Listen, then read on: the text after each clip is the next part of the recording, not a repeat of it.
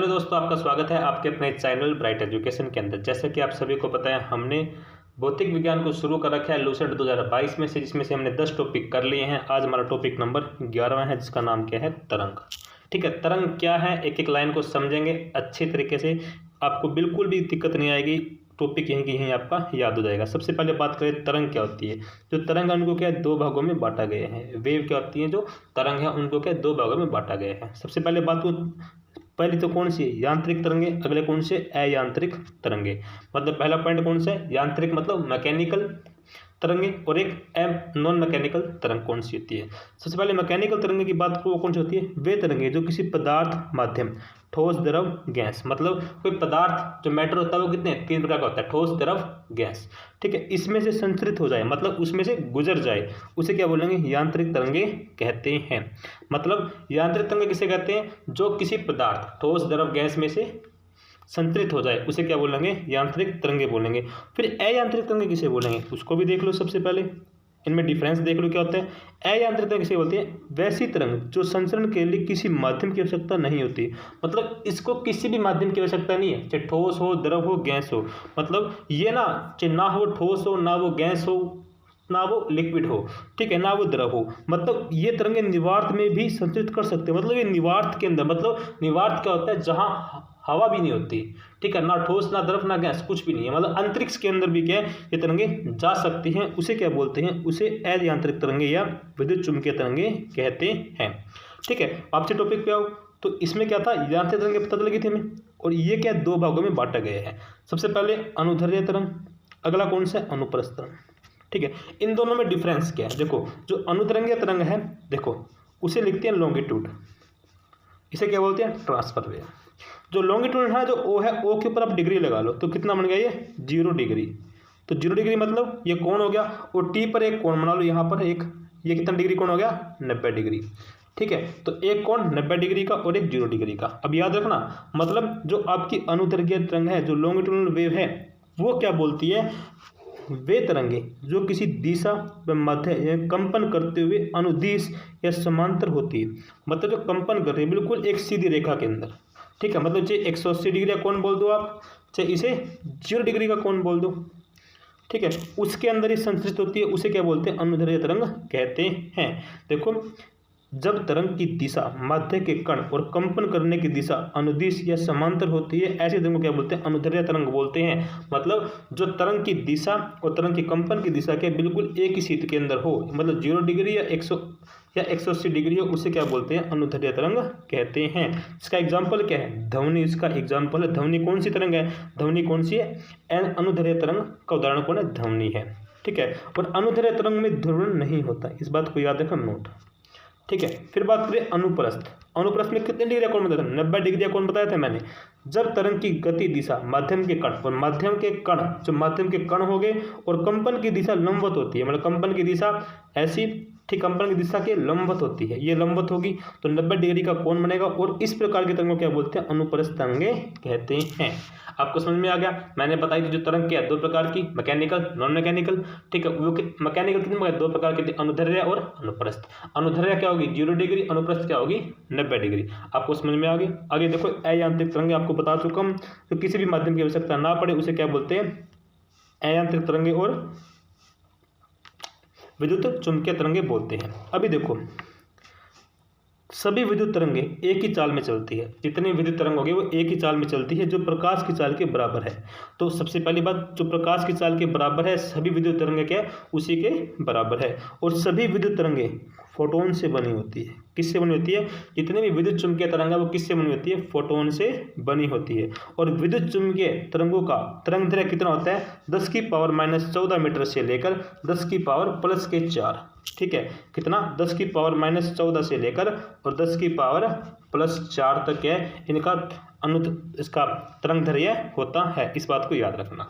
ठीक है, आगे देखो कौन कौन सी होती है, वो भी आपको बताऊंगा मैं।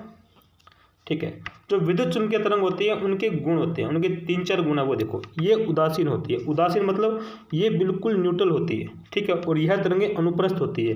कौन सी तरंग होती है, अनुप्रस्थ तरंग होती है। आपसे पूछ ले, जितने विद्युत चमक है वो कौन सी है, अनुप्रस्थ है। वे क्या, 90 डिग्री के ऊपर चलती है। मतलब कंपन की दिशा और माध्यम, कंपन की दिशा और माध्यम के कण क्या होंगे, आपसे 90 डिग्री पर होंगे और प्रकाश के वेग में गमन करती है। जितना प्रकाश का वेग होगा उतने में ही ये गमन करेंगी और इनके पास ऊर्जा व संवेग होती है।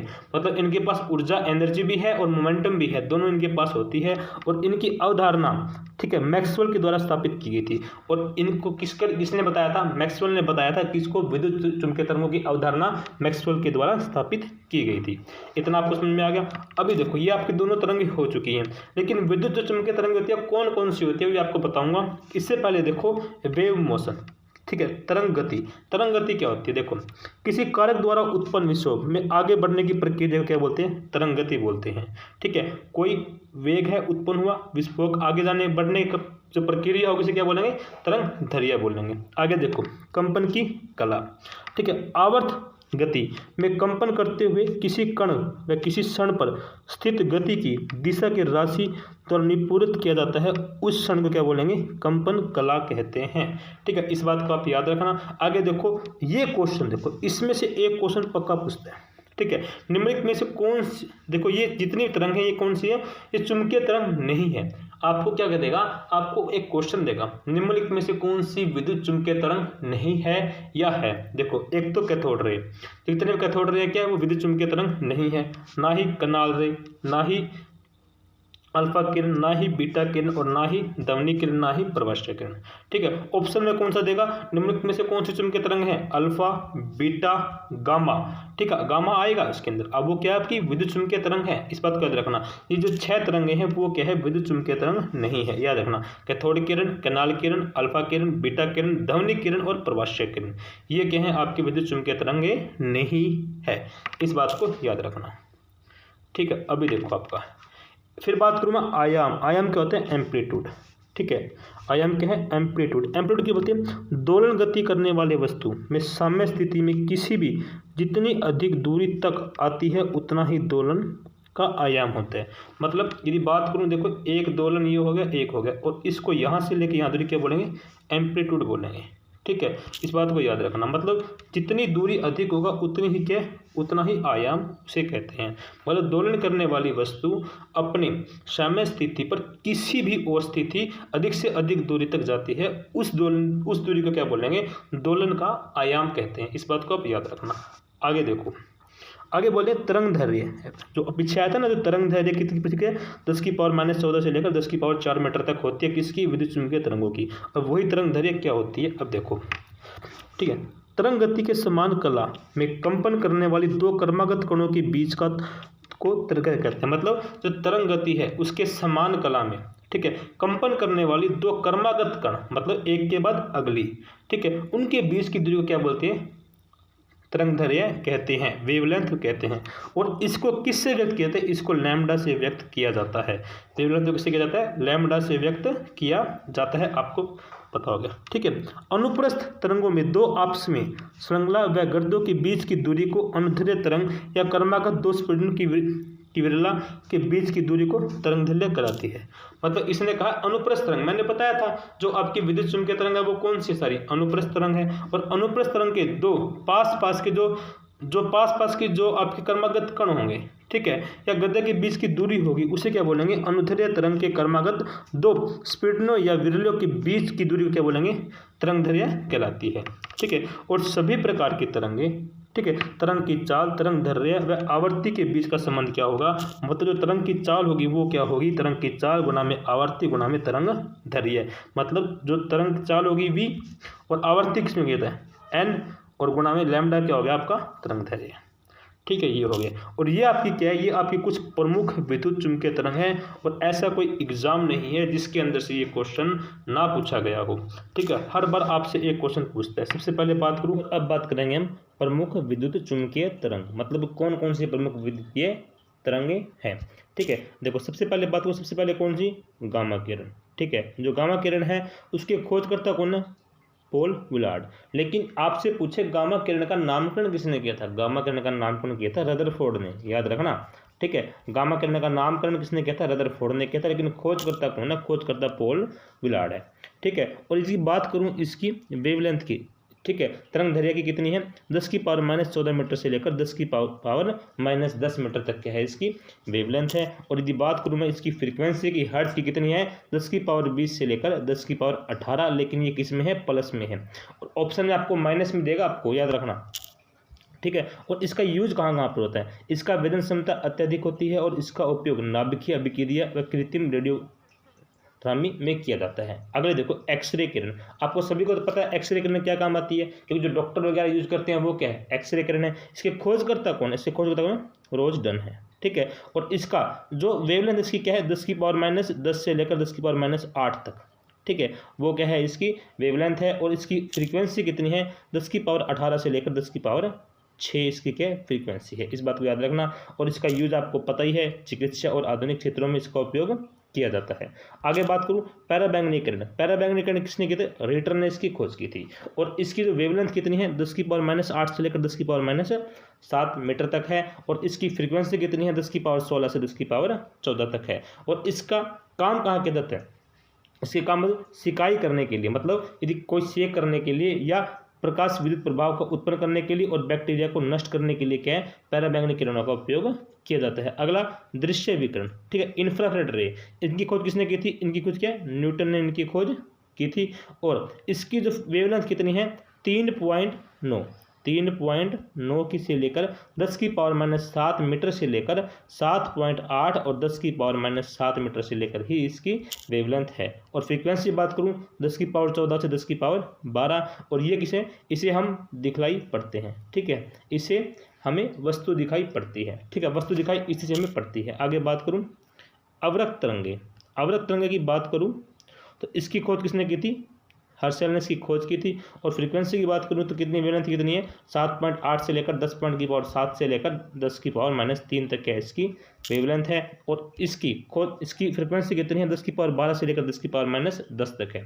और ये किरण उसमें भी किरण और जिससे हम वस्तु पर पड़ती है उसका ताप बढ़ जाता है, मतलब ये ऐसी किरण जिसका वस्तु पर पड़ती है उसका क्या ताप बढ़ जाता है। और इसका उपयोग कोहरे में फोटोग्राफी किरण और रोगों की सिकाई करने के लिए किया जाता है, मतलब धुंध की जगह कहाँ पर, जैसे धुंध है और धुंध के अंदर क्या फोटोग्राफी करने के लिए या रोगों की सिकाई करने के लिए। आगे बात करूं लघु रेडियो तरंगे या हर्ट्ज करने, ठीक है, इसकी खोजकर्ता कौन है हेनरिक हर्ट्ज इसकी खोज करता है। और इसकी फ्रीक्वेंसी कितनी है 10 की पावर -3 से लेकर 1 मीटर तक है इसकी वेवलेंथ है। और फ्रीक्वेंसी बात करो कितनी है 10 की पावर 10 से लेकर 10 की पावर 8 तक है। इसका उपयोग रेडियो टेलीविजन और टेलीफोन के अंदर इसका उपयोग किया जाता है, ठीक है। जैसे कि आप सुनते हो जैसे एफएम चलता है तो आप सुन रहे हो 92.7 एफएम, और 92.7 एफएम क्या है वो इसकी फ्रीक्वेंसी रेंज है।